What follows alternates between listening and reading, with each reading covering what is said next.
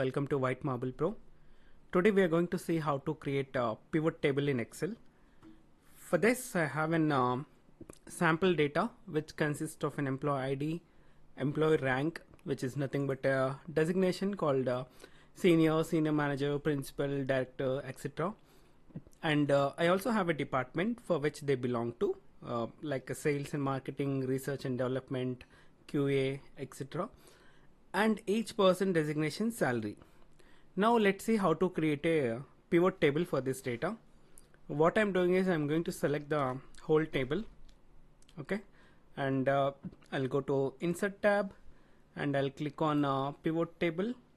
Then we'll get a dialog box which has some options in it. The first option is it's asking for a table or range, which we already selected. The selection of our table is called a range here. And second option, it is asking to choose where you want the pivot table to be placed. We can either select a new worksheet or we can create an existing pivot table in the existing worksheet here itself, right? But we choose to prefer the new worksheet and then click on OK button. Another sheet will be created with some options to create a pivot table. Now let me create this pivot table to see how many departments are there and how much salaries we are paying for each department.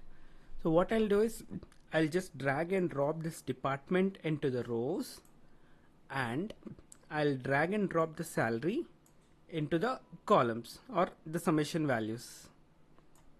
Okay, now you can see summation values automatically calculates the sum of a salary, and now here you can see each department we are paying how much salaries and the total grand total as well here.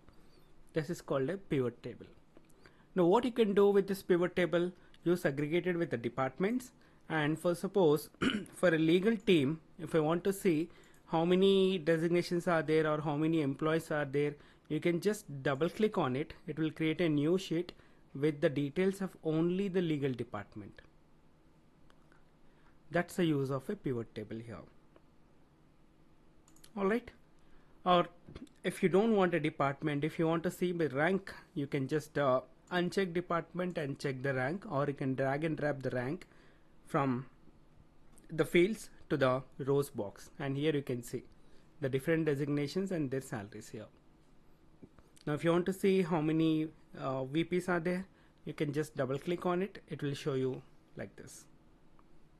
For each department we have one VP and their salaries, and in the pivot you will get the total salary of the VPs, and there's a total salary of all the departments that the company is paying for. Understood? Hope you understood the video. Please like, share and subscribe to my channel. Thank you so much.